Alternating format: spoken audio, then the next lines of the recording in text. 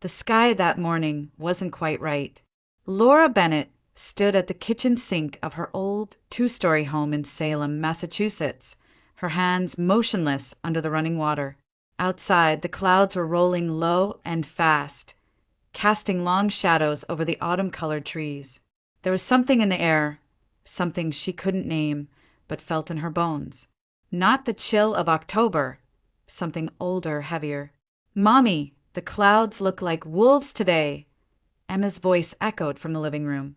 The little girl was crouched by the window, drawing in the condensation with her tiny finger. Her curly hair caught the morning light, a halo over a furrowed brow. Laura forced a smile and wiped her hands. "Yes, they do, but we don't have time for stories today, sweetie. Your dad's got a big trip, remember." Right on cue, footsteps creaked down the upstairs hallway.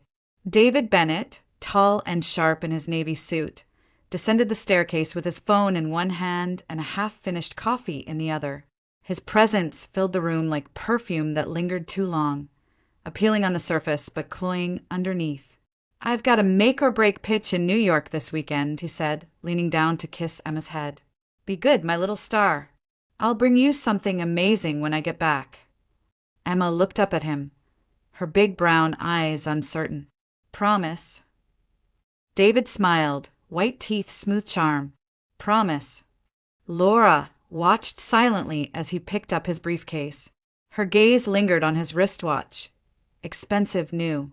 She didn't remember seeing it before. He hadn't said who gifted it, or when.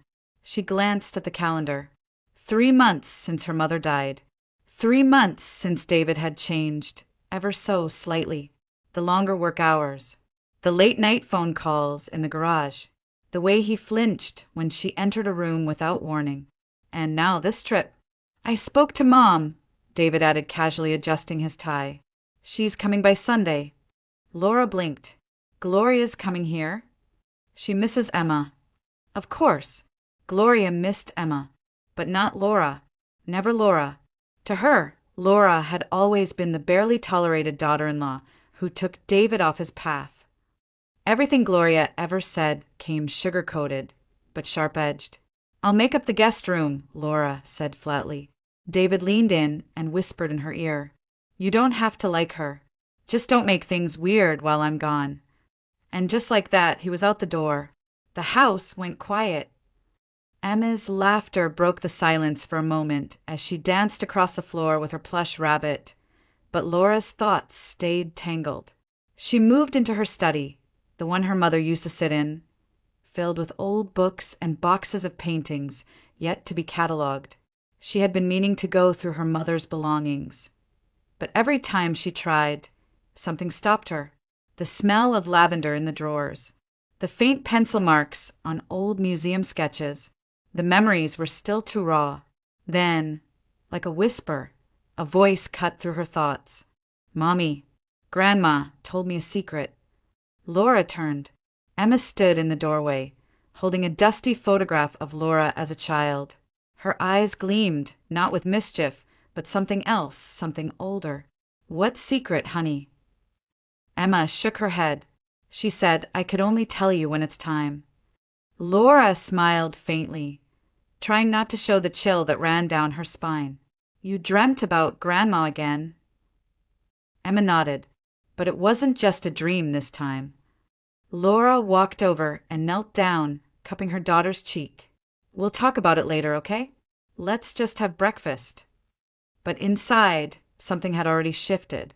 Outside the window, the clouds began to gather again, and Laura could have sworn they looked like they were watching. The next day, Laura stood in the sunroom, flipping through the schedule for the Salem Women's Art Society while Emma sprawled across the floor nearby, sketching with colored pencils. Outside, the golden leaves fluttered gently down the driveway, and the whole scene should have felt peaceful, but it didn't. Laura's phone buzzed. A text from David.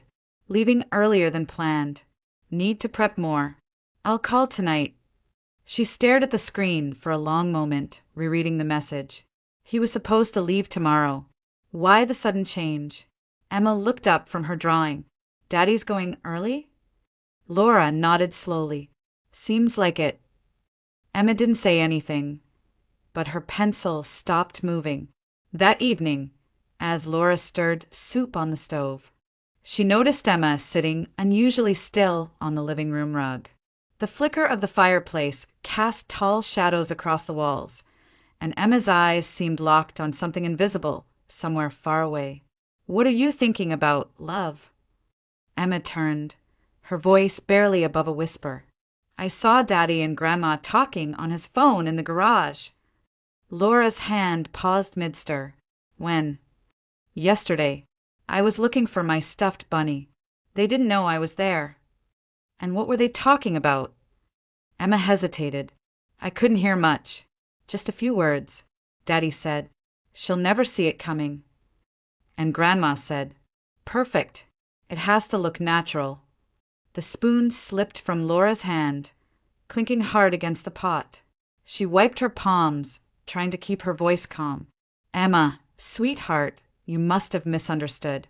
Grown-ups say all sorts of silly things." But Emma didn't smile, didn't blink. Her voice came steady. "I didn't misunderstand. Daddy was holding house papers, and he pointed to something in the hallway."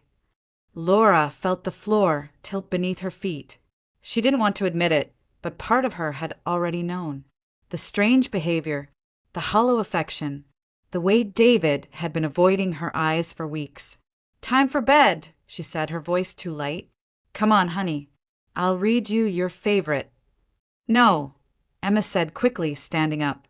"I want to sleep in your room." Laura raised an eyebrow. "What's wrong with your room?" "There's something off. I feel it."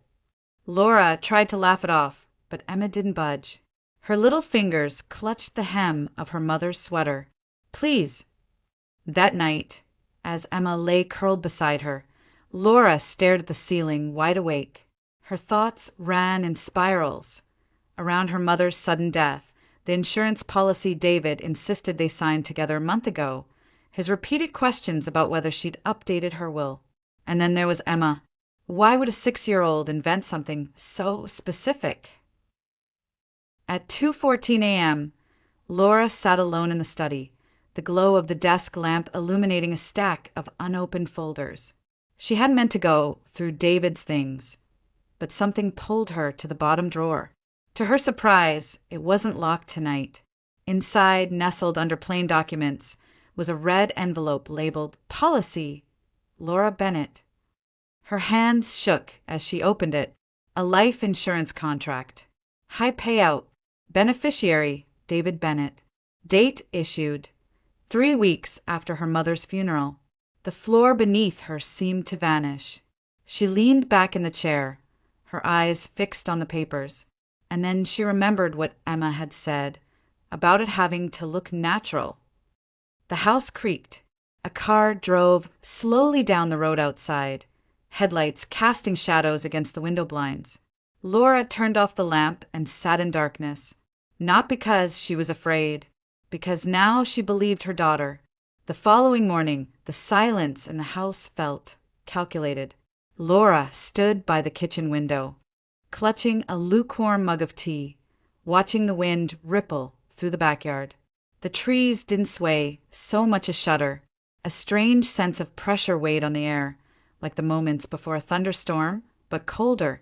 Emma appeared in the hallway, already dressed, her bunny clutched to her chest. "Mommy," she whispered, "we have to leave soon." Laura turned slowly. "Leave?" Emma nodded. Her voice dropped, fragile and urgent. "We have to go before Daddy comes back." Laura walked over, crouched to her daughter's eye level. "Emma, is this about what you said yesterday?" "Yes," she whispered. "And something else." Laura's stomach twisted. Emma pulled a crumpled paper from her pocket. A house plan. An old blueprint. Where had she? "I found it in Daddy's study drawer." "The one under the safe," Emma said softly. "He was looking at it. I saw him last week. He circled something here." She pointed to a long hallway leading to the back door, marked Secured Access. Laura's breath caught. The door hadn't been replaced since the 40s. There was no reason for it, to be secured. And then Emma added almost inaudibly, he was on the phone. He said, perfect. No one will know how it happened. By noon, Laura's nerves were fraying. David hadn't answered any of her texts. Gloria had called once earlier, her tone clipped strange. Has David arrived yet? She asked. No. Why? Just let me know when he does. The call ended before Laura could respond. The second she hung up, she heard it, a car engine, low, slow, pulling up just beyond the hedge. She moved toward the window and froze. A man in a black coat stood beside an unfamiliar SUV, phone to his ear, scanning the house. Not pacing, not lost, watching. Laura pulled Emma close. We're staying inside today, sweetie. The rest of the afternoon passed like glass cracking under pressure, quiet but ready to shatter. Laura double-checked all the doors, then checked them again. Her heart wouldn't slow down. That night, Emma refused to go to her room. I'm staying with you again, she insisted, her voice trembling. Laura hesitated. Emma, are you scared because of what you heard? Emma nodded quickly. Mommy, I saw the garage door move. I think someone came inside. Laura wanted to tell her daughter she was wrong, that nothing was happening, that it was all a misunderstanding. But her hands were shaking too much to lie. She tucked Emma into bed beside her and turned out the lights. At 2:08 a.m., Laura's phone buzzed. A message from David. Coming home early. Big conversation ahead. Be up. No emojis. No hearts. No smiley faces like he always used with Emma. Just cold text. She didn't reply. She lay there, wide-eyed, staring at the ceiling. Beside her, Emma shifted slightly and whispered, Mommy, we have to run now. Laura turned. Her daughter's eyes were wide open. She wasn't asleep. She wasn't dreaming. What? He's coming, Emma whispered. We have to go. There's no time. Laura's blood ran cold. From the hallway came the sound of the front lock clicking. Her pulse roared in her ears. Metal slammed. One. Then another. All windows, shutters dropping, mechanical and final. They were being sealed in. Laura sprang out of bed, grabbed her coat, her bag, cash, passport, phone, the locket her mother left behind. Emma, shoes on. Now. The back door wouldn't turn. The knob jammed. It's locked from the outside, Emma whispered. Laura swore under her breath. Then came it, the smell. Thick, sour, unmistakable. Gasoline. She grabbed Emma's hand. We need another way. The fire hadn't started yet, but it would. Any moment now. Mommy, Emma's voice was calm now. Too calm. There's a hidden door behind the pantry. It leads underground. Laura blinked. What? I saw it. In my dream. Grandma showed me. A crashing noise came from the living room. Someone inside. Without hesitation, Laura followed her daughter into the kitchen. Emma was already pulling aside the lower shelves. And behind the canned goods, a narrow door no one would have noticed. The door creaked open with the sound of rusted hinges scraping against time itself. A dark, narrow passage yawned before them, cold and damp, barely wider than Laura's shoulders. Dust clung to the walls like cobwebs from another century. The air smelled of old stone and fear. Emma, Laura whispered, her voice barely more than breath. How do you know this place is real? Emma glanced back at her mother, her tiny hand clutching Bunny tighter than ever. Grandma showed me, she said calmly. In the dream, she said, if things go bad, take the pantry door. Laura hesitated. The smell of gasoline was thicker now. Something upstairs crashed. The sound of footsteps. Boots. Time was up. She nodded once. You go first. Stay close to the wall. Crawl if you have to. Emma didn't flinch. She dropped to her knees and disappeared into the shadows. Laura followed, her heart pounding so loud it echoed inside her skull. The passage tilted downward, forcing her to crouch. Her hand scraped against jagged stone. Every breath was a gasp of stale air and adrenaline. Behind them, crackling, a low roar. The house was beginning to burn. They crawled in silence for what felt like hours. Laura's knees screamed. Her throat was raw from breathing smoke-tainted air. Her bag kept bumping into her ribs with every shuffle. "Are you okay?" Emma's voice floated back. "I'm with you," Laura panted. "Keep going." "Almost there," Emma said. "It comes out by the garden shed." Laura stopped. "How do you know?" Emma didn't turn around. "I just do." A rumble shook the tunnel. Dust rained from above. Laura's mind raced. Was the fire spreading this far down? Would the walls collapse? But then a sliver of light, faint but there. At the end of the narrow corridor stood a crooked wooden panel. Emma pushed it gently. The wood groaned, then gave way. They spilled out into a low, dirt-floored room, cold, silent, and forgotten. The inside of the shed's underground chamber. Old tools, rusted chains, jars of who knows what. The smell of earth was overwhelming, but blessedly free of smoke. Laura hoisted Emma up the wooden stairs. The door above them creaked open.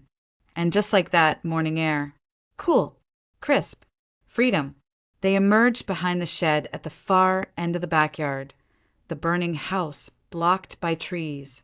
But they could see it, black smoke twisting into the sky like the fingers of a monster. Sirens wailed in the distance. "Come on," Laura whispered. "We have to move." They cut through the neighbor's lawn, Laura carrying Emma now, feet soaked with dew, heart threatening to burst. They reached the porch of Janelle Carter's house, just as flames burst through the second-story windows behind them. Laura pounded on the door with her fist. "Janelle!" Inside, a light flicked on. The door opened. Janelle, in her robe, blinked. "Laura." Laura could barely stand. "Call the police," she gasped. "David, he tried to kill us." Emma clung to her mother's coat. Ash streaked across her cheeks. For a moment, Janelle didn't move. Then she grabbed the phone. "Get inside. Now." Laura collapsed onto the couch. Her knees gave out.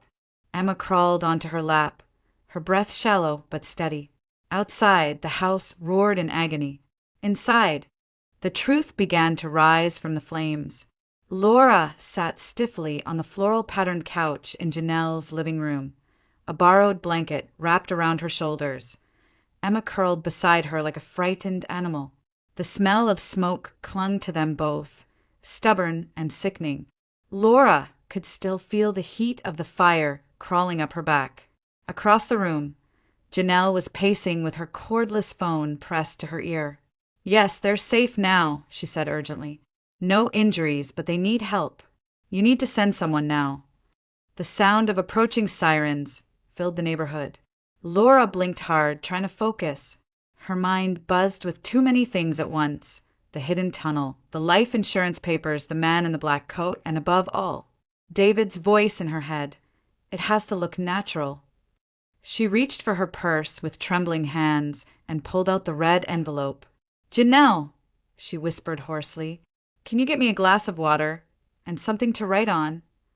Janelle brought her a notepad, but Laura shook her head. "No, not to write. I need to show the police this. It's insurance. He took out a policy. In my name. Just after my mother passed." Janelle's eyes widened, her voice dropping. "Oh, my God!" There was a knock at the door. Flashing lights danced against the windows. 2 officers and a fire marshal stood outside, one already radioing in the blaze engulfing the Bennett house down the road. Laura stood up too fast. "Detective, you need to listen to me. This wasn't an accident." The older officer, Detective Marsh, looked her over skeptically. "Ma'am, you were in that house?" Laura nodded.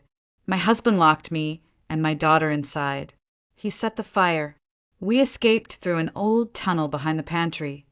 Detective Marsh glanced at the other officer. "That's a serious claim." "I have proof," Laura said quickly, holding up the envelope. Insurance. He took it out right after my mother died.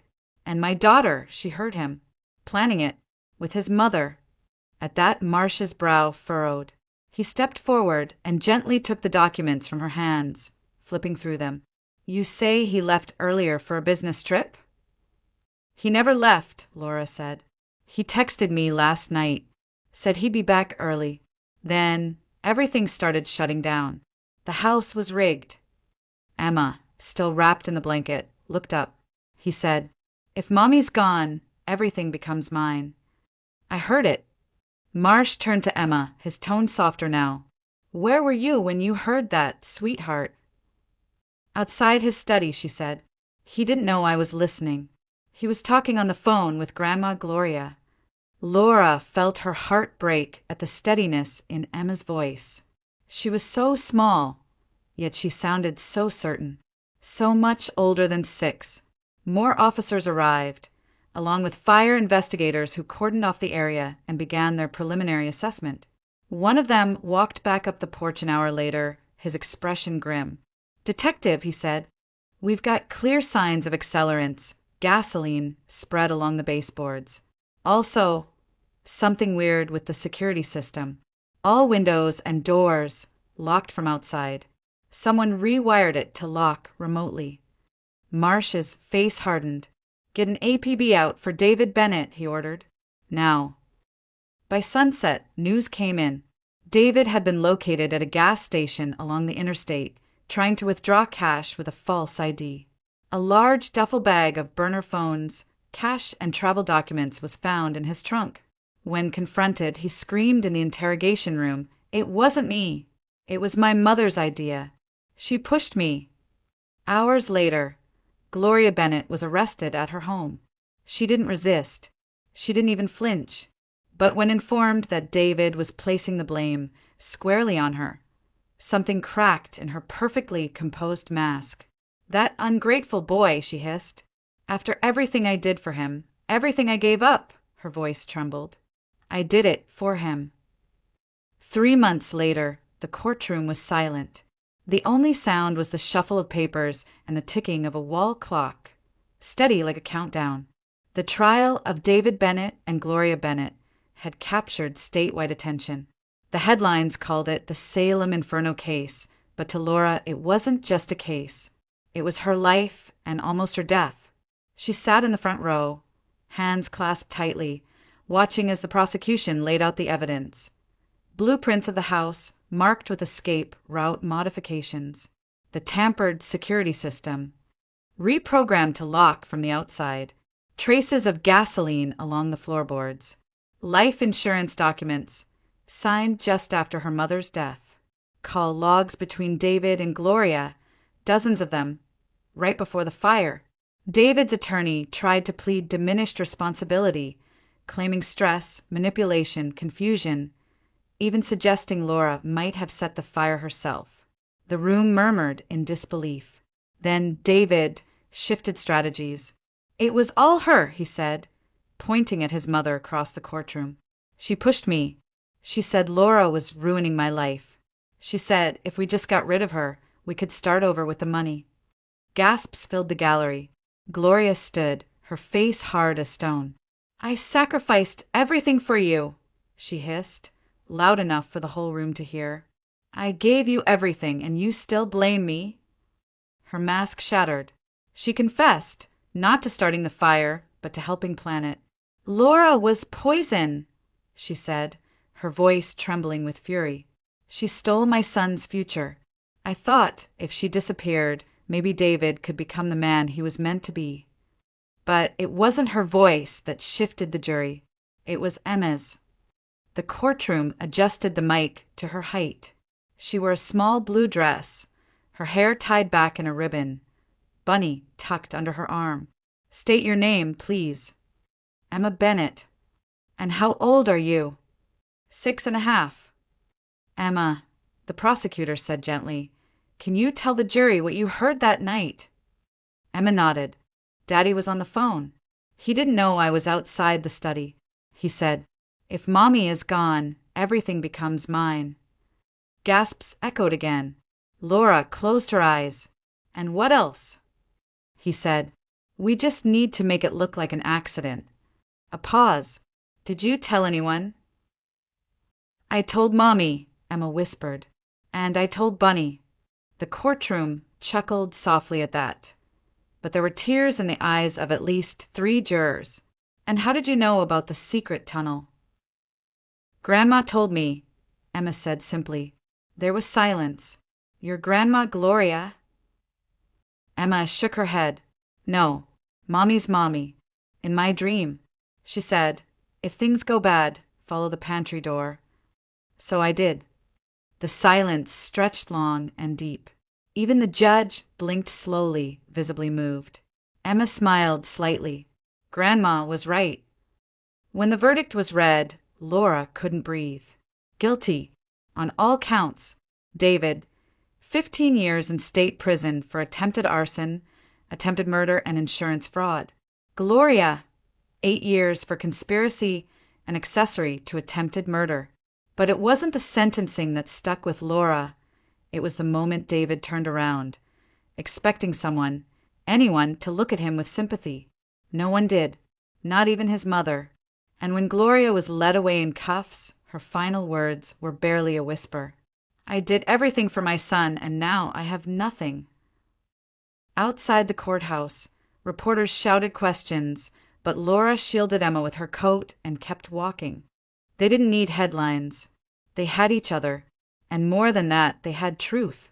6 months later, the world had settled into a different rhythm. The new house Laura bought sat at the edge of a quiet street in a small New England town.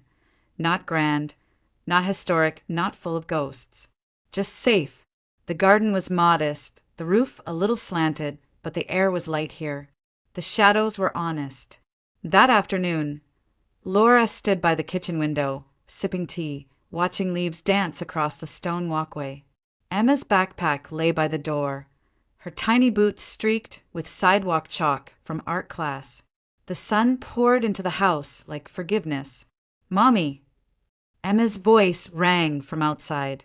A moment later, she burst through the door, holding a drawing. Her cheeks were pink from the cold, eyes bright with pride. My picture got picked for the art exhibition. Ms. Hill said it's going on the front wall. Laura crouched, taking the drawing with a smile. It was a crayon depiction of 3 women, Emma, Laura, and a woman with gray hair in a garden full of stars. Is that Grandma? Laura asked gently. Emma nodded. She's watching us. She helps me feel brave. Laura pressed a kiss to her daughter's forehead. She'd be so proud of you. They sat together by the fireplace that evening, curled up in thick blankets. A small tree twinkled in the corner. Emma had insisted they put it up early for Christmas. Dr. Thomas Avery, Emma's counselor and now a close friend, joined them just before dinner. He brought cinnamon rolls and laughter. Over the months, his visits had become more frequent, at first as a therapist, then as something gentler, quieter, someone who fit. Emma had noticed too. Mommy, she asked later, when Thomas had stepped outside to take a call, what's a real family? Laura looked at her for a long moment. It's not about blood, she said. It's about love, about being safe, about choosing each other every day. Emma thought for a while, then smiled. That's why we made it, because we're a real family now. Laura felt something bloom in her chest. It wasn't relief. It wasn't survival. It was beginning. Later that night, Laura was organizing a few old boxes from her mother's things. Among the art books and letters, she found a notebook tied with ribbon. Inside, folded delicately, was a handwritten letter. Laura, if you're reading this, I've probably already left this world. There's something I want to warn you about. David came to me for money. He was charming but desperate. I checked into his company. It's a lie. Please protect Emma. And protect yourself. If anything happens to me suddenly, don't assume it's natural. Mom Laura closed the letter with shaking hands. Her mother had known. She had seen it coming. Maybe that's why Emma saw it too. The next morning, Laura submitted the letter to the police. A new investigation into her mother's death was opened, and this time no detail would be overlooked. On Christmas Eve, the three of them sat together, Laura, Emma, and Thomas, watching snow fall in gentle swirls through the window. Music played softly from the radio. No sirens, no flames, just peace. Can Michael become part of our family? Emma asked suddenly, looking up at Thomas with innocent curiosity. Thomas chuckled, glancing at Laura, who blushed despite herself. We'll talk about that, he said gently. Together. Emma grinned, then nestled against her mother's side. Laura looked at the fire, at the new warmth surrounding her, and whispered into her daughter's hair. Your courage saved our lives and gave us this new one. And as snow blanketed the roof above them, Laura Bennett closed her eyes for just a moment, grateful, grounded, and finally free.